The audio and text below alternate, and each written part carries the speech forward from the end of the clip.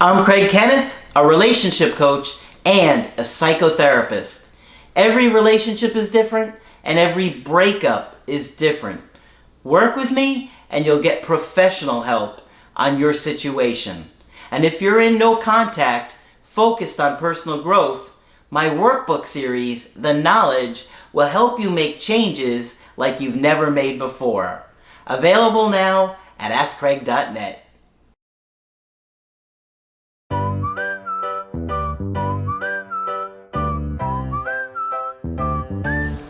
Hi there, I'm Coach Craig Kenneth. I'm Coach Margaret. And today we're going to be talking about closure. Well, closure is a term that a lot of people throw around and they talk about. And me personally, I am not huge on closure in regards to a breakup, especially for a situation where you're hoping the ex will come back. Right. Because why would I want to close the door if I'm really trying to leave it open? Good point. Yes. So Margaret found an interesting article that she liked about closure, so we thought we'd talk about it. Okay. I'm going to talk about a couple of other things first before we get to the closure issue specifically, but I'll be brief, which is never easy for me. I think they know you by now. They probably know me by now. The first couple of tips are allow yourself to feel your feelings. You're probably tired of hearing that by now, but I'm willing to say it again for the rest of my life. Feel your feelings. Don't stuff them. Because you have to process. You have to process them. Understand that you're grieving like it was a death. And I think most people understand the concept of grieving a death. You get sad and you think about the person and it's a process. And then eventually it begins to get easier and easier. But if you don't process the feelings and talk about them if you can, to any good sympathetic ear you have, a therapist, a friend, anybody who'll listen to you, that will help you move on through the process. Unspoken words about things are not good. Get them out. Get the syllables. And if there's nobody for you to talk to, you're always welcome to journal. That's free. Yeah. All you need is a piece of paper and a pen. But getting the word out onto the paper is helpful too. Absolutely. And that's one of the reasons I did workbooks. Yeah. There's lots of space for you to write and get it out. And get it out, right. Here's one that everybody tells you. Channel your energy elsewhere. Exercise, you get endorphins from that. Start a new hobby. I had a lady come to me once and she said, I have one thing to say to you before we even start. If you tell me to get a hobby, I'm going to walk right out the door. She said, 10 therapists have told me to get a hobby because they didn't know what else to tell me. I didn't blame her. But You told her to get a hobby? I told her to get a hobby, yeah. She said, I already have a hobby. It's going to therapists who don't help me. And walking out the door? Yeah. I liked her after all that, even. But she had some real problems that nobody had wanted to listen to. Okay. Channel your energy elsewhere, wherever it works for you. Okay? Maintain your self-worth. Now, here's a huge one. Because both Craig and I, correct me if I'm speaking not correctly for you, find that people beat themselves up mercilessly after a breakup. It must be my fault. Was it this word I said? Was it this phrase I said? Did it happen this day when I should have reacted some other way?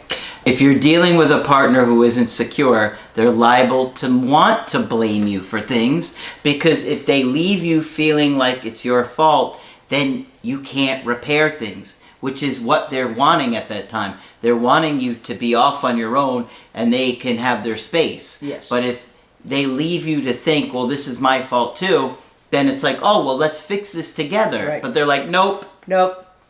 So They blame you. Then you sit there looking at all these things, and a lot of times it doesn't add up, because a lot of times it just isn't true. Well, yeah, there were two of you in it, and there are probably elements on both sides. But people are merciless with themselves, which tells us how well-trained we all are to beat ourselves up. I found that avoidants tend to leave you feeling more guilty about things than the anxious people. I think you're probably right. So if you date an avoidant, they're liable to make you think, oh, this is all your fault. It's not my fault, You did this. God knows. And a lot of times what they do is they blame you for the very thing that they were doing. Well, you were lazy. Yeah. Wait a minute. You didn't work. You were the one that was lazy. But they leave you so confused that it's like you know, when they point that way and then you look over there and then they run the other way. Yeah, it's like right? that same trick. Yeah. That's the breakup tactic. That's the breakup tactic, yeah. So maintain your self-esteem. Well, how do you do that? Well, we always maintain you should be able to say 3 to 5 good things about yourself on any given day. And I've been told that that's handy advice because some people have to struggle to say even one good thing about themselves. So if you've been trained to be rough on yourself, if nice things were not said to you, sometimes you have to work pretty hard on that one. Yep. Okay? Throw out the mementos. Well, I can't because it costs so much money and he gave it to me for Christmas one year and there's going to be all those mementos that are tangible things. You could give it to a friend or a family member to hold. Yeah, if you don't want it. Will you put this in your garage? I can't look at this box of stuff anymore. Right. But if you have mementos of the relationship around, it's going to make it much harder for you to finish grieving and move on. Yep. Okay? Okay. So don't do that to yourself. And it's difficult to do sometimes because it's letting go of part of the relationship and you're still sad. So it's hard to do. Okay. All right? Keep your memories, but get rid of the mementos. And the next one is, this woman recommends create your own closure. So now we're going to talk specifically about closure. What does she recommend to create your own closure? Okay. Ironically, seeking closure can be one of the greatest hindrances to moving on from a breakup. I think you mentioned that. All right? It can be tempting to try to organize a big conversation with an ex to get real answers for why the relationship ended. All right? Your ex simply isn't going to give you the real answer. That's right. A lot of times they don't think they know the real answer. In many cases, you won't be able to have that conversation, and the odds are that even if you did, it probably wouldn't help much anyway. And as Craig said, they're really not going to tell you. Okay? Sometimes they will. I have found occasionally a partner, and I'll say, you know what? All of that did feel authentic to me. Yep.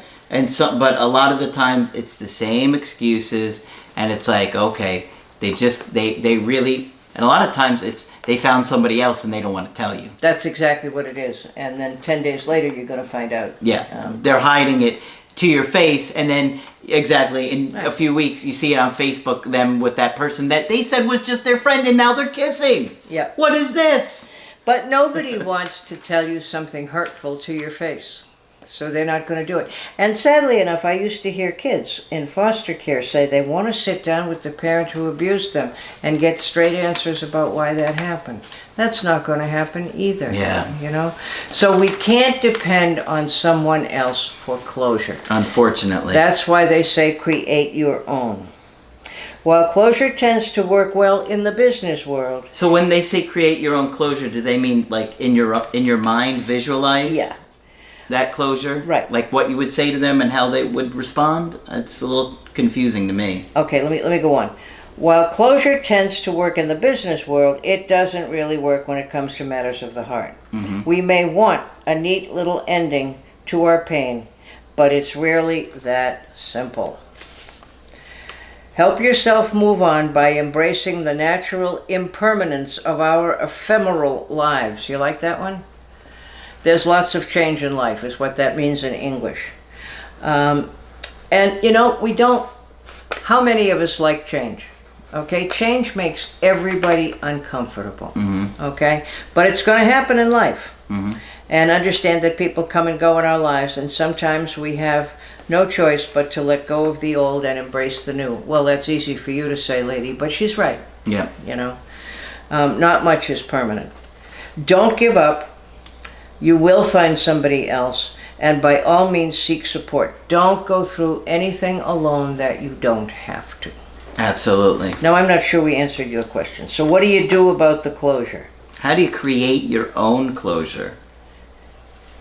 That's hard to do. I think you have to remind yourself of the reality and that you're probably not going to get any straight answers no matter how hard you try. Calling us is, of course, helpful. Well, yeah, sure, talking about it with us. Yeah, it's helpful. looking back over some of the things you would fight about sometimes will give you a clue as to what the partner was thinking. Sure, yeah. When I talk to you guys, one of the things I do is I ask you, well, what were the reasons they gave you? And then I'll give my interpretation as to what that really means. Because I hear a lot of reasons for breakups. Yes. So, yeah, if I could give you an answer that is more authentic than what they were telling you, that would help create closure, because now you knew a more realistic answer or more truthful answer. Right? Okay. So that makes sense. Yeah. But don't sit around waiting for some big conversation that's never going to happen. Oh, and I tried to do this when I was, and wouldn't fix it anyway. Okay. So just go on with your life when it's time. Got any other tips? I think it's always useful, because every loss we have, brings back every other loss. And the more losses we have, the more we have to go back over. And you'll notice at a breakup that you're going to think of other people. And I remember that first supervisor I had, who gets more brilliant by the year, telling me one time when I was terminating with a family I had worked hard with for a long time, saying, you will experience it as a loss. And you will think of other losses, like you might remember the time your friend moved away. Your friend was very important, or the time that you moved away and had to leave other people behind. So going over some of your other losses, I think, is sometimes very helpful. Okay? Yeah.